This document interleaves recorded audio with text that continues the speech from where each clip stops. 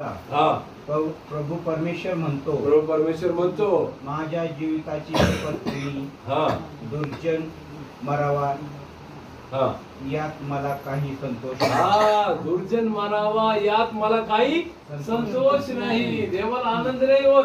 दुर्जन असो देवामध्ये असो, पण देवामध्ये असलेल्या व्यक्तीचा नाश व्हावा ही देवाची इच्छा नाही. पुढे तर त्याने आपल्या मार्गावरून मागे फिरून जगावे.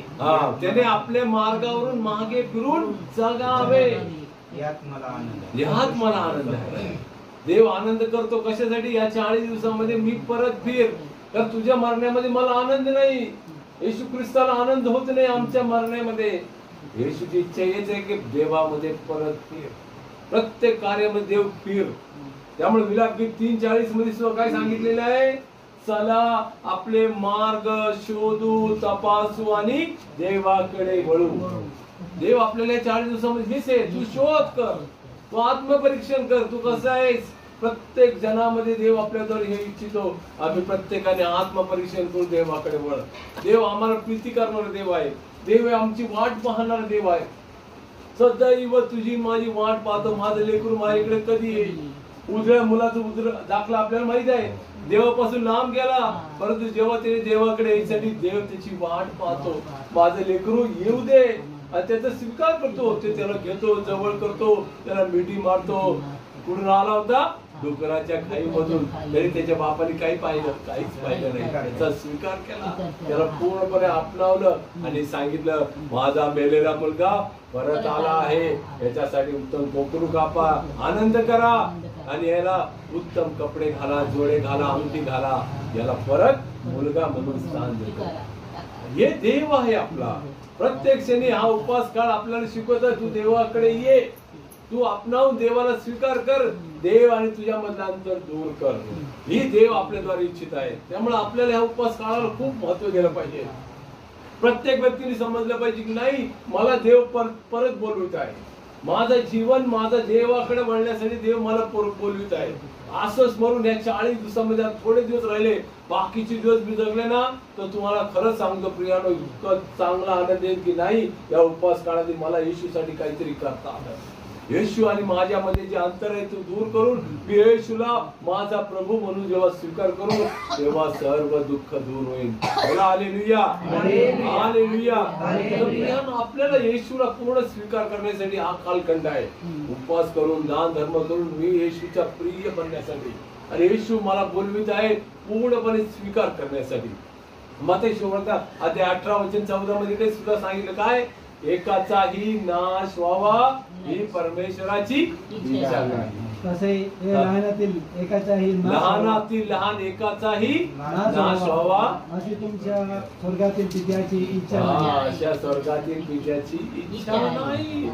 देवाची इच्छा हीच आहे, माझ्या लेकरांचं कल्याण व्हावं, त्यांचं फळ व्हावं, त्यांना चांगलं आरोग्य मिळावं, देवाची लेकरे बनावं. त्यामुळे आपल्याला हा उपवास कालखंड प्रत्येक व्यक्तीने येशूकडे वळण्यासाठी दिलेला कालखंड आहे. येशूला पूर्णपणे प्रेम करण्यासाठी, येशूची प्रिय बनण्यासाठी आपण हा कालखंड वापरला ना, तर मी प्रियानं म्हणतो हे 40 दिवसांचं वरचे जे 315 दिवस आहे ना, ते दिवस 325 दिवस आपण आनंदाने लेकरे बनू. कारण आपण पूर्ण देवामध्ये आलेलो आहोत. सर्व सोडतो, पाप सोडतो आणि पूर्णपणे येशूला स्वीकार करतो. येशू आपल्याबद्दल आनंद होतो. येशू काय आनंद करतो? माझं हरवलेलं मेंढरू माझं सापडलेलं आहे. हे येशूचा आनंद आहे. माझं हरवलेलं मेंढरू मला सापडलं, मी आनंद करीन, याच्याबद्दल मी आनंद करीन. त्यामुळे येशू जर आनंद करायचा असेल आपल्याला काय करायला पाहिजे? पापाची अवस्था या कालखंडामधून प्रायश्चित्ताद्वारे दूर करायची. सर्व पाप सोडवा आणि देवाकडे वळा. देव काय सांगत आहे? यशायाचं पुस्तक अध्याय 59:1 आणि 2 मध्ये काय सांगितले आहे? उद्धार करवत नाही इतका परमेश्वराचा हात तोकडा झालेला नाही. तुलाच मी स्पर्श करू शकतो, जो उद्धार करू शकतो. उद्धार करवत नाही इतक्या परमेश्वराचा हात तोकडा झाला नाही. ऐकू येत नाही इतक्या त्याचा कान मंद झाले नाही. म्हणजे येशूचा कान मंद झाले नाही, ऐकत नाही, तुला उद्धार करायला तयार आहे.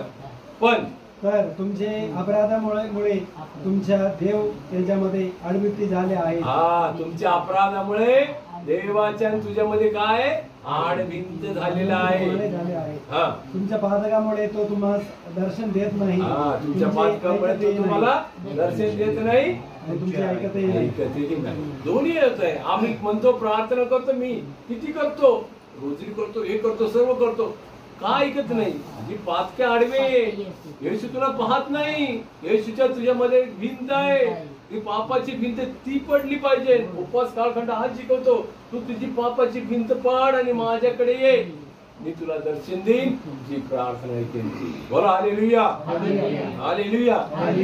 आपल्याला ह्या कालखंडात शिकवतो. आपल्या जीवनामध्ये परतीचा कालखंड आहे. येशू बोलवतो पूर्ण अंतःकरणाने माझ्या लेकरांना माझ्याकडे येण्यासाठी. हेच करतं पुस्तक आधी 18-21 मध्ये सुद्धा ते सांगितलं आहे. 21 आणि 22 मध्ये ते काय सांगितलं आहे? तथापि दुष्टाने आपला दुष्टपणा सोडून जर माझ्याकडे वळला तर मी त्याच्याद्वारे पूर्णपणे स्वीकार करेन. प्रत्येक गोष्ट सोडण्यासाठी कालखंड दिलेला आहे. हेच करतं पुस्तक आधी 18:21 आणि 22 मध्ये. 18:21 आणि 22. तथापि दुष्टाने आपण केलेल्या सर्व पापापासून परावृत्त होऊन माझे सर्व नियम पाळले, सर्व नियम पाळले, तो नीतीने व धर्माने वागला तर, तो नीतीने आणि धर्माने वागला तर तो खात्रीने वाचेल. तो काय होणार आहे? खात्रीने वाचणार. तू माझ्या मार्गाने माझ्या नियमाने चल तर तू खात्रीने वाचेल. पुढे नाही, तू मरायचा नाही. पुढे त्याने केलेले कोणतेही अपराध त्याच्या हिशोबी धरले जाणार. त्याने केलेले कोणतेही अपराध त्याच्या हिशोबी धरले जाणार नाही. पुढे त्याने केलेले धार्मिकतेमुळे तो वाचेल. त्याने केलेल्या धार्मिकतेमुळे देवाकडे परत आल्यामुळे तो प्रत्येक व्यक्ती वाचणार आहे. देव वाचण्याचा दिलेला वेळ आहे. हा उपवास काळ ज्याला म्हणतो ना, हा देवाकडे वाचवण्याचा वेळ आहे. देव आणि आम्हामध्ये जे सर्व अंतर दूर करून पूर्णपणे येशूला स्वीकार करण्याचा वेळ आहे. त्यामुळे आमचे सर्व रस्ते जे वाईट आहे, जे येशूला आवडत नाही, ते सोडण्याची वेळ आहे. प्रियांनो, इब्रिकरपत्र 8:12 मध्ये सुद्धा काय सांगितलेलं आहे? तू तुझे अनितीचे सर्व मार्ग सोड, मी तुझे सर्व अपराध विसरून जाईल. सर्व अपराध विसरून जातो. देव काय करतो? कारण मी त्यांना अनितीच्या कृत्याविषयी क्षमाशील होईल, अनितीच्या कृत्याविषयी क्षमाशील होईल आणि त्याची पापे मी यापुढे आठवणारच नाही. त्याची पापे यापुढे आठविणार नाही. म्हणजे काय? देव विसरून जातो. माझं लेकरू आलेलं आहे, मी त्याचे सर्व पापे विसरून जातो. हे देवाचं प्रेम आहे प्रियांनो. त्यामुळे हा उपवास काळाला आम्ही प्रत्येक जण महत्व द्या. प्रत्येक व्यक्ती जेव्हा पूर्ण अंतःकरणाने येशूला स्वीकार करणार, तेव्हा हा उपवास काळ खरा येशूचं आनंद. आणि येशू तेव्हा काय सांगेन? नाही, हा पापापासून दूर आलेला आहे. प्रियांनो, आपल्याला माहिती आहे, जसं एखादं साप असतो. साप काय करतो? जर जवळ आला तर काय करतो? दंश मारतो. मारतो का नाही? आपण सापाच्या जवळ जाऊ का? नाही जात, कारण तो आपल्याला माहिती आहे चावणार. पाप सुद्धा तसंच आहे. पापाला आपण हळूच जवळ घेतो, पण पाप काय करतं? दंश मारतो. अशी वेळ येते की आमच्या जीवनामध्ये ते नसतं. त्यामुळे एकही पाप नको आहे आपल्याला. आपण वाचूया या बेन सिराचं पुस्तक 21:1-2-3 मध्ये तिथे देव काय सांगत आहे? वत्सा, तू पाप करू नकोस.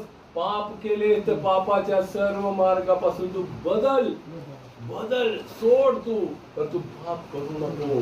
तू माझा मुलगा आहे म्हणून स्वीकार करण्यासाठी देव बोलवीत आहे. वत्सा, तू पाप करू नको. वाचा 21 सापापासून जसे दूर पळतात तसे पापापासून दूर पळ. सापापासून जसे दूर पळतात तसं पापापासून सुद्धा तू दूर पळ. त्याच्या जवळ तू गेलास तर तो खात्रीने तुला दंश करेल. पापामुळे गेला तरी तो सुद्धा तुला खात्रीने दंश करेल. पापाचे दांत सिंहाच्या दांतासारखे आहेत. पापाचे दात कसले? सिंहाचे दातासारखे आहेत. आणि ते मनुष्याचा जीव घेतात. पाप काय करतं? त्या मनुष्याचा जीव घेतात. पुढे नियमाचे उल्लंघन हे दुधारी तलवारी सारखे आहे. नियमाचे उल्लंघन कोणी करायला नको. नियमाचे देव उल्लंघन केलं तर पापामध्ये आपण जातो. देवामुळे झालेल्या जखमा बऱ्या होण्याकडे असतात. त्याच्यामुळे अशा अवस्थेमध्ये आपल्याला जायला नको आहे. त्यामुळे आपल्या जीवनामध्ये हे पाप नको आहे. आपण काय म्हणतो, मी थोडस मिसरी खाल्ली, थोडस तंबाखू खाल्ले, काय केलं काय नाही, पण हे सगळं पाप आहे. देवाला आवडत नाही. देव सांगतो हे सोड. आणि तू एकही पाप असलं ते पाप तुला हळूहळू काय करतो, देवाच्या पासून दूर नेतो आणि ते तुला दंक मारतो, सोडत नाही. बेनसिराम 7:8 मध्ये सुद्धा काय सांगत आहे, तुला एकच पाप पुरे आहे देवापासून लांब नेण्यासाठी, खूप पापाची गरज नाही. 7:8 वाचा बेनसिराम पुस्तक 7:8. पापाचे डोंगर रचू नको, पापाचे डोंगर रचू नको, कारण तुला दोषी ठरण्यास एकच पाप पुरे आहे.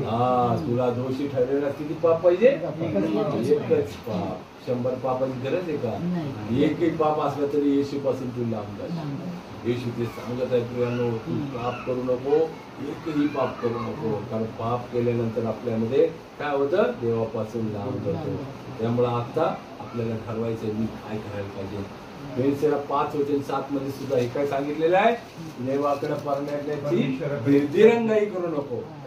परमेश्वराकडे परतण्याची दिरंगाई करू, परमेश्वराकडे परतण्याची दिरंगाई करू नको. आजचे काम उद्यावर ढकलू. आजचे काम आज प्रार्थना करतो, उद्या प्रार्थना करतो, उद्या मी प्रायश्चित घेतो, असं तू बोलू नको. कारण एकाएकी परमेश्वराचा क्रोध उफाळेल. एकाएकी परमेश्वराचा क्रोध उफाळेल आणि तुझा झाडा घेतला, तुझा काय घेतला जाईल, झाडा घेतला जाईल, तुझा हिशोब घेतला जाईल, तुझं जीवन कसं आहे हे हिशोब घेतला जाईल. पुढे देवा तू नष्ट होशील, तेव्हा तू काय होशील, नष्ट होशील. प्रियांनो, त्यामुळे आपल्याला हा दिलेला जाड हिशोब देव विचारतो. तू देवाकडे येण्यासाठी हा कालखंडामध्ये देव विचारत आहे, येशू विचारत आहे तू माझ्यामध्ये. त्यामुळे आपण रोमकरा 6:23 मध्ये काय म्हणतो, पापाचे वेतन मरण आहे आणि येशू मध्ये सार्वकालिक जीवन.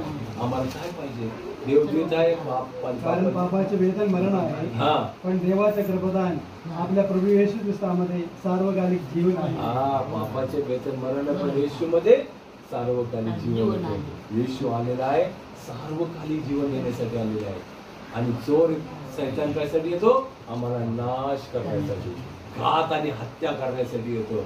10:10 वाचा, योहान 10:10 काय सांगितलंय, मी चोर येतो, घात हत्या नाश करण्यासाठी आलो, मी तर आलो तुला सार्वकालिक जीवन देण्यासाठी. चोर येतो तो केवळ चोरी व घात नाश करायला येतो, मी तर त्यांना जीवन प्राप्ती व्हावी वा ते विपुलपणे व्हावे म्हणून आलो आहे. येशू कशासाठी आलेला आहे, विपुल प्रमाणे जीवन देण्यासाठी आलेला आहे. चोर आला तुझ्या जीवनामध्ये नाश नष्ट करीन, पण येशू ख्रिस्त आलेला आमच्या जीवनामध्ये पापापासून बचाव करण्यासाठी. बोला ना हालेलुया, हालेलुया.